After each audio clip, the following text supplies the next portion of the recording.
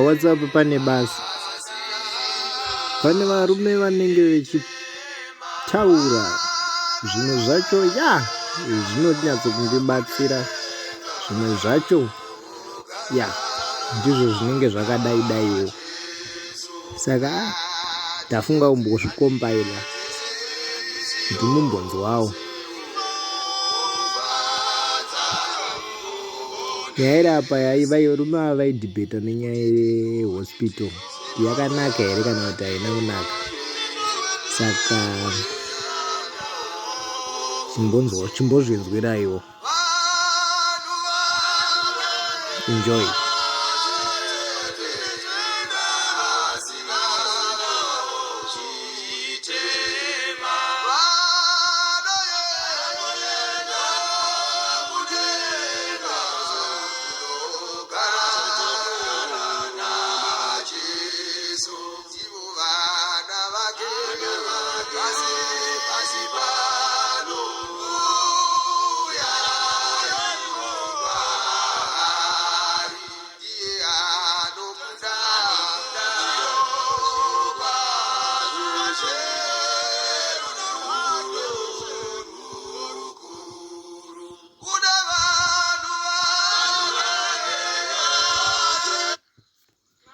Rugare mazioni indamutawo kuzama kutsvake chingatiise vana Mwari. Chinodiwa chekuti umwe noumwe paari atange ati kuzvidzidza pachake tisati tadi kudzidzisa amwe. Titange tanzwa kunzwisisa papo zvepambotaura abombera apa achiti mweyawo kune kamweya kekunzvera kari matiri, kuti umwe noumwe paanonzvera unozvinzwa sei. Ina hangu ndichakangomira neshoko rakuru rokuti no kuchipatara achiti nekuda kuti imo Jesu paakauya wakauya akaporesa zvirwere zvese, hapana chaakazonzi chichatadzikana. Sezvatinoita zvino ukaenda kuchipatara unonzi hai kenza iyi uda pano wadai hazvina kwazvichadii. Asi pana Mwari chipi nechipi chirwere chaivapo chakaponeswa. Ngativerenge pana 30 dzaJeremia pavhesi 17. Vanaro mungakwanisa kutsvetapo pagrupu tingazwisisana. Saka kana mozoti chipatara chakanaka mukatitsanangurirawo kunaka kwacho nepachinotangira, kuti kana tozonyamboende kodhibheta kumaconference kuya tinenge tichiita tine something tangible kuti apa mupaonewo here apa kuti pazotizarukirawo. Isu takazvarirwa tiri mwedu muchechi, asi pane at one point patakazongoonawo kuti zveshuwa zvinhu zviri pane chine chiupenyu mukati mukurarama. Pakati zotitiwo patakaoneka kuzarukirwa, asi takapotangawo tichimboite zimuteerera kungotiwo tiri kuenda nabana mai ariende kuchechi. Asi at one point pazokutaura sekuti no, izvi zvinenge zvine musoro izvi. Saka for now ini hangu ndichamboteerera iro kuti kuchipatara mungangoindawo kuti tiri vanhu vari panyika. Ukazotipo wako wahura wabatwa ngeedzi woti kwai handichaendi kuchipatara, iwe watombohura kuri woti watotendera kuti unofanira kutoenda kuchipatara kwacho. Zvino zviri zvokuti chipatara hanetsi kana mukatipawo mutsanangurawo mavhesi anonyasa kutaura kuti 1 2 3 chipatara chakanaka, then ini sofa murapi mukuru wandinodzidzisa ndiJesu Kristu kuti hapana chirwere chaanoti ichi chakati wakachitadza bofu rakasvinura. Iye zvinokuisa mabofu kuchipatara anodzoka ari mabofu. Ukadzoke utoonzi hayo wakura makumbo ako haachadzokedzani. Amen. Rugare pamuri vana vaMwari. Nhasi ndiripo kutaura segurupu kana kuti ndiri mugurupu reZion City Bible Study. Nyaya ndiri kuda kutaura ndeimwe yenyaya dzatinoti kana takasununguka tinokurukura tichionesana maererano nebhaibheri kufamba kwedu naro muchitenderi chedu cheZion City Apostle Church. Hurukuro dzatinokurukura kune imwe yakabuda yakatisvitsa pakubvunzana kuti ko simba rokuporesa rinobvepi kana kuti sei risingachaoneki, zvisingachatishandiri, tisingachashandirwi nesimba rokuporesa. Kureva simba raMwari rinoshanda mune zvakawanda, asi tambotsauka tiri pachikamu chokuporesa, tichishandiswa naMwari nesimba rake rokuporesa. Pakanga kwabva nyaya yakanga yabva mukukurukura nezvekurapwa kwemunamati, kunova kunoshanda nezvinhu zviviri, kana kuti tingangoti pomunhu tisati tasvika pakuti munamati, munhu unorapwa pazvirwere nokunamatirwa, ozouya mishonga yen'anga kana kuti muzvipatara nemimwewo mitou, asi iri yekumishonga, ingava yemudondo kana kuti yakagadzirwa iyi yava muzvitoro kana kuti muzvipatara. Zvino mukukurukura imomo, chikonzero chiri chokuti kana munhu arwara anoda kuti apore. Saka mukuda kuporeswa umu, kana waporeswa nekunamata, ungagotsvagire mishonga, kana kuti ukaponeswa nemishonga kundonamata, ungagoenda kundonamatirwa nere, nokuti kazhinji tichiungana tisinganamatirwi nokuti handirwari. Zvino takazobuda nenyaya yekuti mukereke medu muno simba rokuporesa rakambovapowo here? Mibvunzo iyoyi ikabuda nemhinduro yekuti uhongu. Saka ini somumwewo munamati wekereke reZioni ndakakumbira kuti regai ndimbotaurawo sekunzwa nekuziva kwandakaitavo muupenyu hwandakararama kusvikira nhasi pano. Ndokutanga kuronda simba raMwari pacharo kuti tisvike patiri nhasi panapa naro. Ndakatanga kuriona simba iri kubva pakusika kwaakaita nyika, nokuti pane shoko rokunzi simba raMwari, kureva kuti Mwari wakasika nyika nesimba, kusika kuti chakanga chisipo chigovapo pasina chatanga chaunganidzwa, kureva kuti munhu wakabike sadza unotanga unganidza ufu nemvura nemuhuni nei, asi zvaMwari zvaakuitwa pasina chiripo, zvimwewo achiita zvokungorayiravo. Tozobva ipapo tinoenda pana Noa. Pane simba raMwari rakashandiswa ipapo parungano rwaNoa, zvamunoziva mese kuno vanoverenga bhaibheri. Parungano rwaNoa kusanganisa kuti mhuka dzakangouya, hakuna wakandodzitinha, hakuna wakadziparidzira, asi kuti simba raMwari rakadzitinha. Noa haana kunotinda mhuka kuti dzipinde, simba raMwari rakaonekwa ipapo. Tobva ipapo muEgypt makaitika zvinhu zvakawanda, tikaona kuti isimba raMwari, seshoko rake rokuti ndichakubudisa munyika yeIjipiti neruoko rune simba. Tichibva ipapo tinouya pana Jesu. Ndo pakarazonatso kuratidzwa zvakanga zvisina kuonekwawo navamwewo. Jesu avapo, vakazozviona zvainge zvakanyorwa mumagwaro. Jesu woita nesimba rokuporesa. Jesu wakasiyira simba iri kuvadzidzi vake. Vadzidzi vake vakaita sokurayirwa kwavakanga vaitwa Jesu. Ipapa pese apa paiva nokuporesa kwezvirwere kushandisa kunamata nokunamatirwa. Jesu wakatombobvunzwa navamwe vaprista zvikanzi, wetinonzwa uchinzi uchauya ndiwe here kuti tutarisira mumwe? Jesu achipindura haana kuti hongu ndini, wakati endai mundotaura kune vakutumai zvamuri kuona kuti mapofu ava kuona, zvirema zvava kufamba, kureva kuti Jesu waratidza kuti ndiye nokuporesa.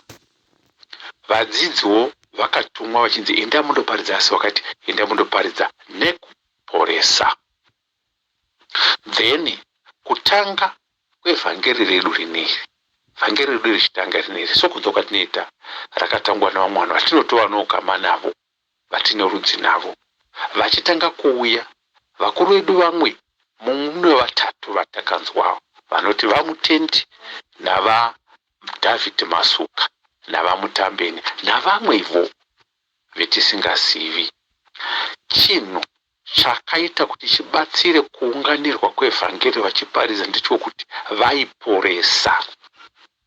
Tichibva ipapo, tina vamwe vakuru vatichitatori navo, vakadzi navarume, vanopupura kuti ini ndiri mumwe wakaporeswa, umwe akati takaporesa, kana vari varume vaitwa vakavaigadzwa mabasa. Zvino kuporesa ikoko kwakatisvitsawo isu patiri nhasi uno. Kuzvarwa kwedu tikaona nameso edu kuti shuwa kuporesa kurimo mukati mokunamata. Kune vanoshandisa mweya mutsvene wokunamatira zvirwere, takazviona. Handichatori Zioni chete, takawanda makereke echikristu vanoshandisa kuporesa nokunamatira. Takatozvionawo isu, tikatomboshanda mazviri. Then saka isu tinoda kupora. Ero dambudziko manje zvachizoti riri zvirwere zviya zvauya manje, kuti tichizoti ende mudarirwe hafu yese yevanhu vanenge vari pagungano vanoenda mukundoporeswa. Asi kuno unozobvunza kuti iwe newe zvamaporeswa kana kuti zvatakakuona muchiporeswa muchinamatirwa musuya chii chakaitika? Hapana. Achibva ipapo kutoenda zvake kumuguchu rake remapirizi wosvika ondorapwa zvake hamene kuti zvinodini ikoko, kuda zvinopera here. Mubvunzo wongosara uchiti kunamata hakugoni here kuporesa? Kunogona kuti munhu apore nokunamatirwa.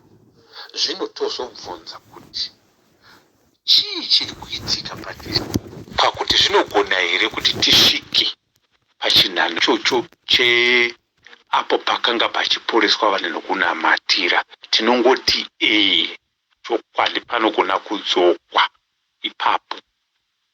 Zvino chinhu chaakuita sokunetsa apa ndechekuti tine shoko rakataurwa nejesu rokuti izvi zviratidzo zvichava nevekutenda, nokuti vachaporesa vanorwara nokuisa maoko pamusoro, kwete nokundomwa mapiritsi kana kutsenga midzi yemubhambara kana kuti midzi yemuguguna kuporesa. Wakati zvichava zviratidzo zvavanotenda. Hapo manje radambudziko redu rokuti kutenda shokwadi munhu wese anokutenda. Hakuna asina kuti ndinotenda kana asingati ndinotenda. Asi chonetsa apa ndechichi chokuti mashandisire aiitwa kutenda kune vezuro vaipora vacho ivavo ndezvokuti vamwe vaiti vatenda voratidza nechimwe chinhu, semashoko atinoverenga kuna maHebrew chapter 11 kuti nekutenda kubva pana Abel kusvikira pane vanonzi vamwe vavo vakachekwa nesaha. Kuchekwa sekunzwa kwatinoita kuti mune vamwe vadzidzi vakabva paapostora vasina kunyorwa mubhaibheri umo, hanzi vamwe vaikwewa namabhiza, vamwe vosungirirwa gumbo uku kune rimwe bhiza, rimwe gumbo kune rimwe bhiza. Mabhiza aya otinwa obvarura munhu sepwa nekuda kwekutenda. Maona zvino isusu nhasi chatava kuona ndechekuti umwe anoti nokutenda zvokwadi kana muramba ndakurya nokuti ndinotenda. Mwakata nokutenda haiwa zvokuti hatiendi kubasa nesvondo izvo hazina basa nokuti tine kutenda. Ipapo ndo pavakiita sokuti no, zvingadaro kuti kutenda kuya kwakaita kuti hure remuJeriko, nokuti Jeriko yakanga iri nzvimbo pamaguta ose ndo guta rakanga riine ufumi Jeriko. Saka maiuya vafumi imomo nemahure aiyo vakadzimba dzavo kunze kweguta kana pamusoro pechidziro cheguta. Hure ranzwa kuti kune vanhu vaakuyambuka kunoku, rakavaona vanhu vaya rikavaviga nekutenda kuti ava ndivo vanhu vaMwari, risingazivi kuti kutenda ikoko kuchatozoita kuti ripone nemurero. Amaona kuti mashandisiro aita kutenda manje apa haana kuti nokutenda aiwana makakanje tongorya kana kuti makava tinongorya zvasiyana nesu. Saka zvinogona kuitika kuti kutenda kwedu kwatinako hakuchatisvitsi pakupora. Zvinogona kuita saizvozvo. Zvimwe ndaakutaura ini ndichiti ndozvondoitawo sokuona kuti mane zvinogona kudaro kuti kutenda kwedu kusasvika pakutiporesa, nokuti vana isu vanhasi manje vanobva pavakuru vedu vaya vamwe vatichinavo kusvika pandiri inini panapa nevamwewo vakatipoteredza, tava kupota tichiongorora mubatire wekunamata tichiti izvi nokutenda izvi zvichine basa here. Zvakafanana nekuti bhabhatidzo, mwoti bhabhatidzo hati abhabhatidzi muzita raBaba noMwanakomana noMweya Mutsvene. Yowe, alright. Vamwe vakati regai titi vamwe taakuti tinoti isusu neni nondodaro regai ndidaro. Mitambo iya yekuti abhibhi akuchina tava nokutenda. Namamwe mashoko anotaurwa kana tichiparidza, zvikuru sei nokusanganisira mashoko ehama dzakabuda mubhaibheri zvakaita sana Moses. Vamwe vakati Moses igororo, vamwe vakati Melchizedeki ndiSatani, vamwe vakati zvokurya hazvina nebasa rose izvo, chiripo kutenda. Tozoya panyaya yekuti pawaniswe michato chinhu chaitokosheswa nokuti chainzi regai ndidaro chinoratidza kuuya kwomwanakomana waMwari. Asi isu handifungi kuti kuchata tichakutora senzira yokurumbidza Mwari. Fundraising ndochokwadi chandoda kutaura ipapo. Fundraising yokuti ndo musi wandinoonawo zvipo hazvinzi hazvikandwe, zvinokandwa pamuchato, asi haifaniri kunge ichiricho chinangwa. Vazhinji vakuchata kwete kuzadzisa magwaro, asi kuti pamuchato ndofanira kuti ndiwanevo zvipo. Vamwe, handiti kuti vose, kana kuina vamwe kudai, ini ndini mumwe munhu wakazviita ndine pfungwa yemari mukutenda imomo, asi ndodazvo kuti ndidini ndipore nokutenda ikoko. Zvino ndozoya pane imwe yandita sokuonawo, ini ndiri muvaiti bazvo ndinozviitavo. Panyaya yekuti tiri pamisangano paya pakugadzwa, ndakungona takugadza vaungamiri, takugadza vafundisi navavhangeri, magosake.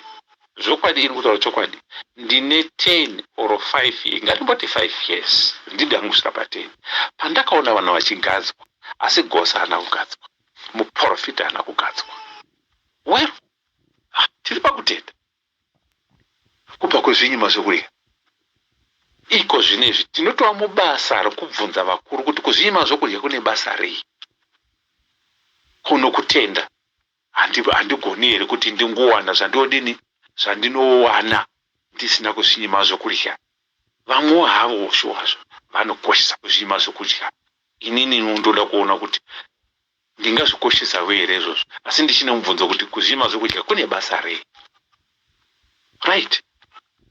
Tozouya pane imwe nyaya vaneti nechirungu syndrome yatova stigma yatovamo mukati mekereke iyoyo, chatova chirwere chamukati mekereke chekuti kudivi revadiki namadzimai madiki vava kukoshesa zvishongo zvakanga zvisingaonekwi panguva iyo iri pedo pedo nesu yatakazvarwa isu, zvakanga zvisipo. Mashongere akaita madzimai nevakomana kana kuti navanhurume haacharatidzi vanhu vanoparidza Kristu pamiviri yavo pazvishongo apa. Handingachatsanangura kuti zvii kana kuti ndezvorudzii, kwete, nokuti tose tinodini tinozviziva.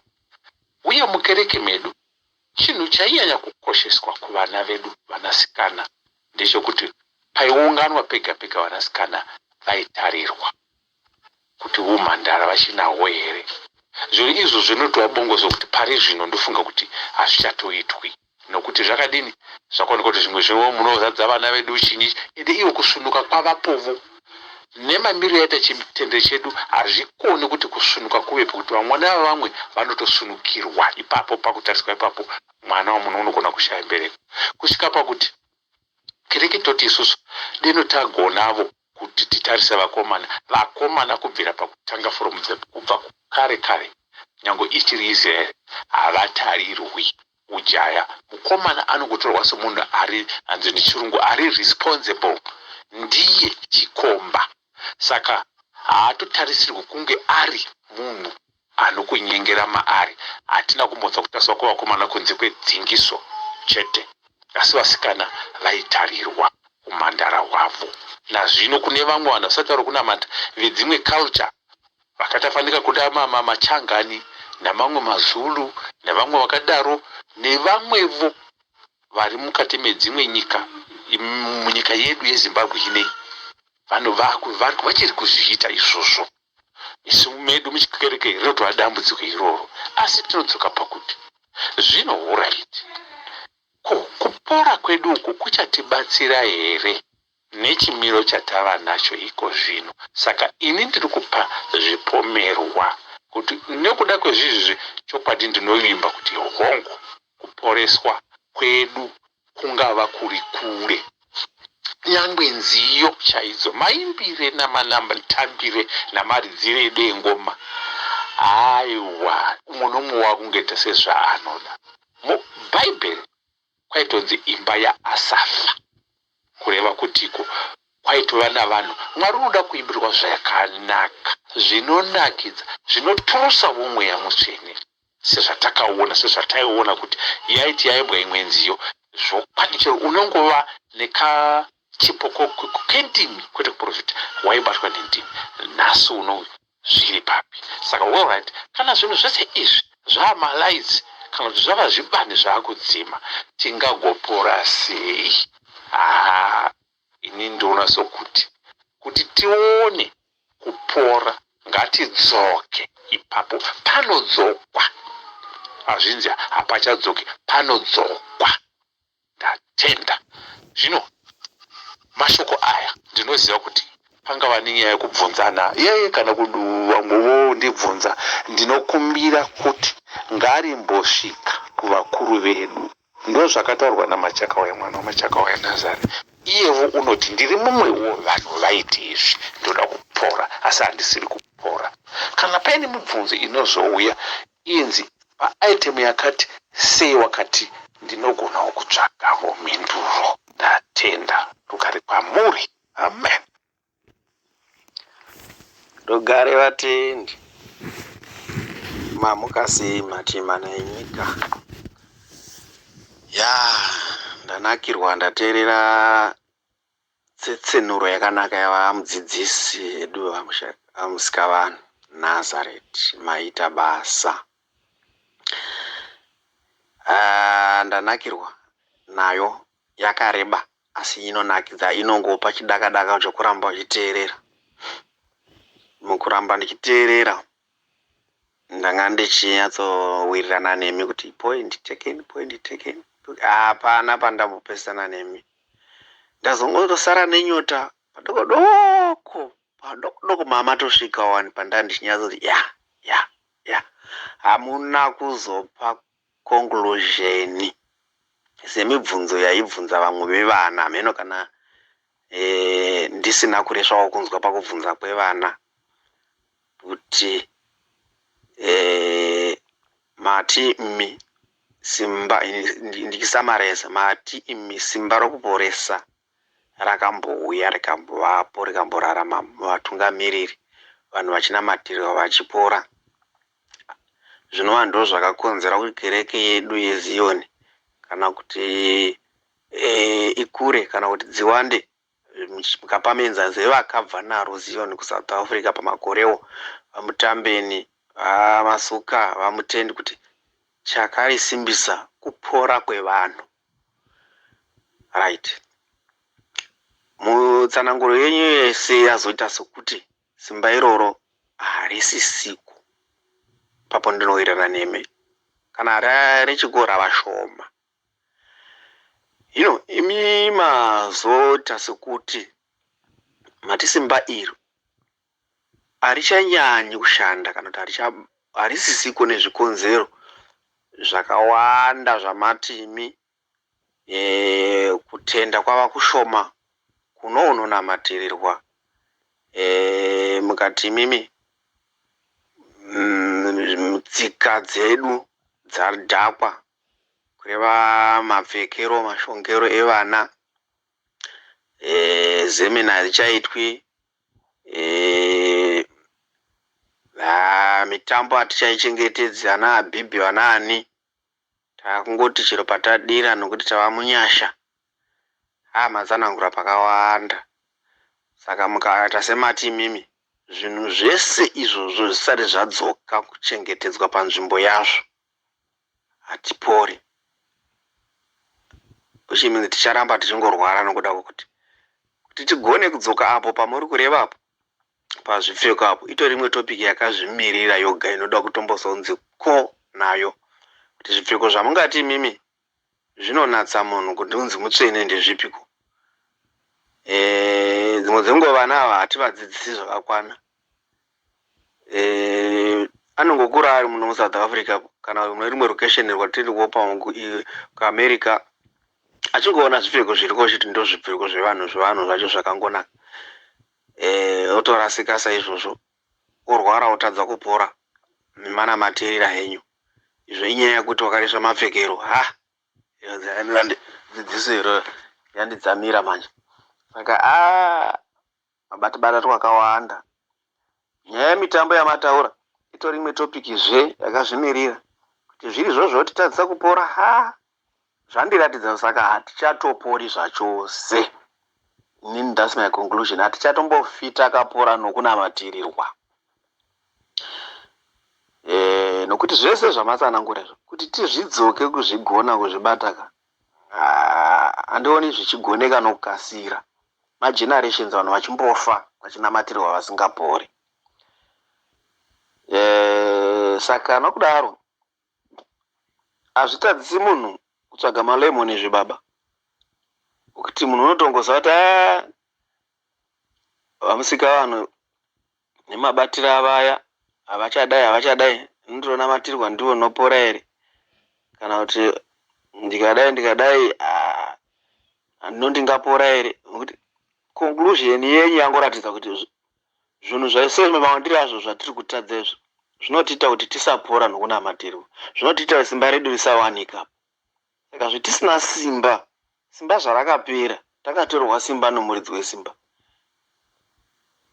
todini. Mubvunzo weyoyoka ndopandati maita semazosiya musina kundopendera kuti dhuma simba hapana. Ndozvatatoona hapasina simba vanhu kupera kufa vachinamatirirwa havo vachipera kufa. Ndomboti hanguwo sekuda kumbobvunzwawo nokuona maonero andinoita inini anoita seuda kuchisiyana nenyu zvishoma. Vamatsanangura vana Peter vachiporesa vanhu, Jesu vati sarai muchiporesa vanhu. Iyo Jesu chero panguva yaiporesa vanhu achiporesa bofu achiporesa wana zvandaitirwa ndaporeswa. Kuda kuti hero Bhaibheri rakasamaraizwa harina maangles ese. Jesu haaisarudza mabasa omunhu kuti wakapfeke mini wakapfeke zvakati saka ndimunamatirire kana kuti haupori ndikamunamatirira. Ndosaka chero vanhu vakazogunun'una nyaya yechifeko. Nyaya muni Jesu unotozodzwa njimafuta nechifeve. Changa chisina kupfeka zvaifanire mukristu pe. Chakatopfeka zvaifite ufeve. Saka vanhu vakashamisika ndizvo. Asi Jesu wakazvitambira. Kureva kuti kana tichitaura nyaya yesimba rokuporesa tati ndo rakatendotsa vanhu kurasha mishonga nekudzimwe n'anga dzikatendeuka kuti takunamata Zion. Takaona kuti Mwari unoporesa kudarika mishonga yatinopa vanhu. Kuti vanamati vaiporesa kunyange vasingatendi. Ndokuti kutende kwacho kugozovapo.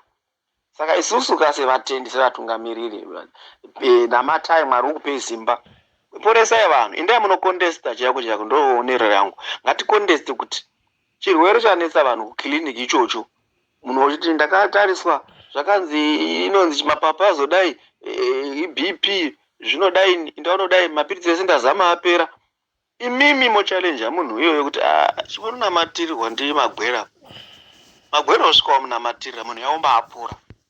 Munhu iyeye anobatisisa kutenda nokudza world Jesu kuti imi marwariro aya endai kuna magwere munondopora, simba ratouya.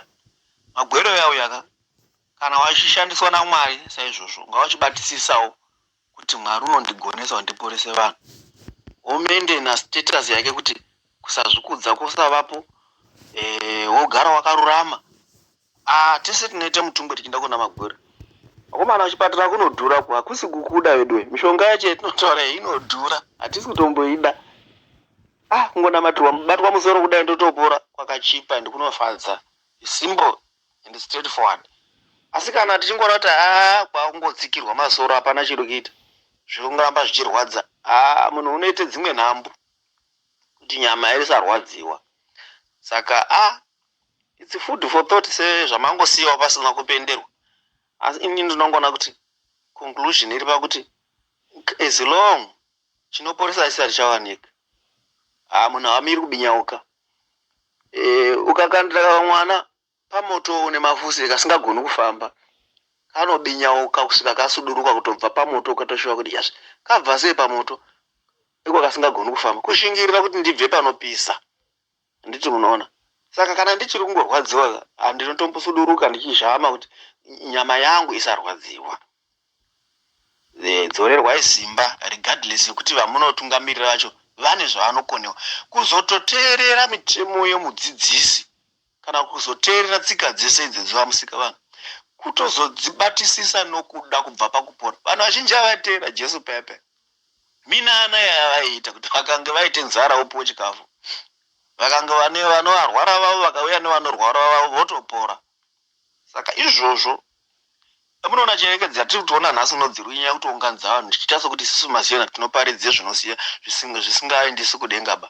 Inyaya yekuporesa ukoko. Vanhu vakaenda kunonzi ukaenda ukadai ukapora, ndo basa guru remi vadzidzisi. Dzorerwai simba renyu, muite simba muporese vanhu.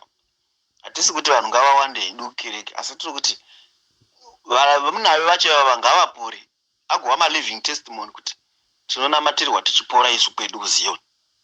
Ndatenda. Kune shoko rinoti iro pamitemo ine 10, usareva zita raJehovha Mwari wako pasina. Zvinoreva izvo kuti pane kasokuti bhuku rinoti iro kana kuti Jehovha waiti haana kuti usareva zita raJehovha, asi wakazoti pasina. Hurukuro dzedu idzi ini ndava kuti ndiri kutozvitora serious kuti kana zvendotaura panapa izvi zvisiri zviri helpful, zvisina chimuko, zvibva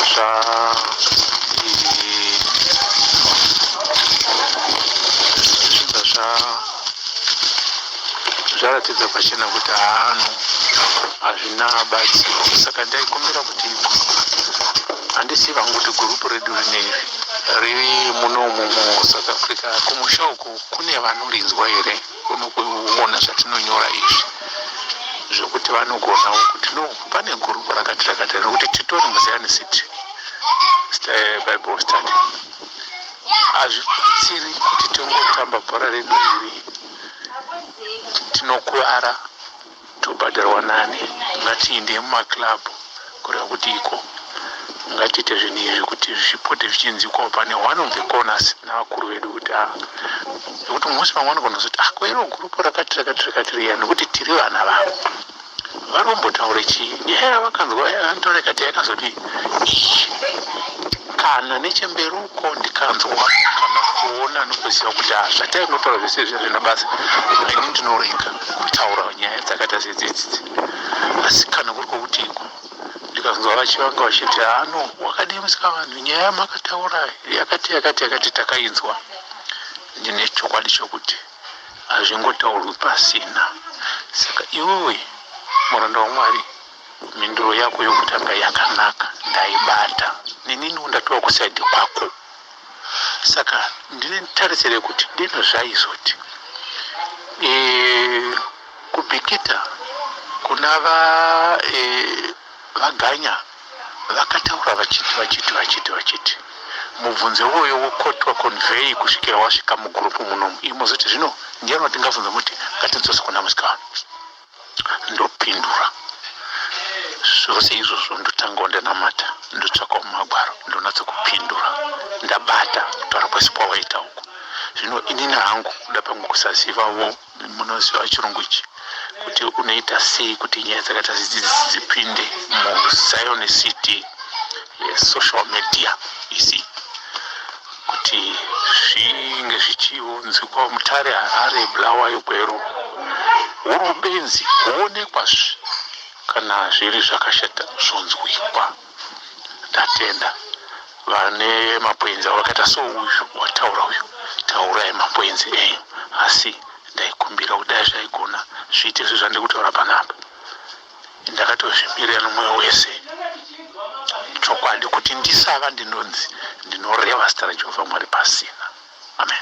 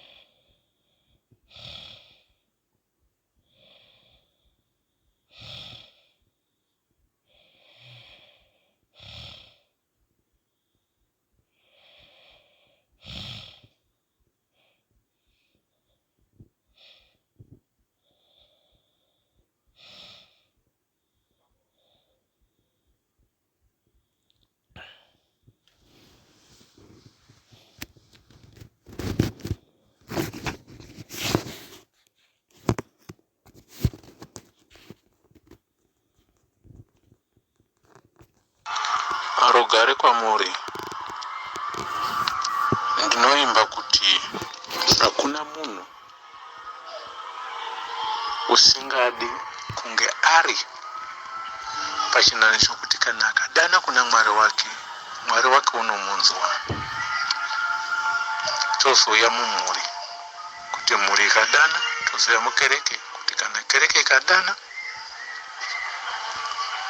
Ndinotenda neshoko ravachowe rokuti hatigoni here kuva nemwe zuva titinozivira kuti Mwari atizarurirwe. Bhuku rakangonyorwa kamwe chete haridzokororwi. Tsvakai Jehovha achawanikwa. Nyangwe rakanyorwa muOld Testament, mashoko iwawa aripo nhasi. Ndosaka akanyorwa kuna Vakorinto kutanga chapter 10 kuti zvinhu izvi zvakanyorerwa isu vakasvikirwa nekuguma. Munonzwa? Zvinorevera kuti izvo kana uchiti vakasvikirwa nekuguma, kurevera vakagara vakapinda mukati memazuva okupedzisira. Mazuva okupedzisira anotangira apo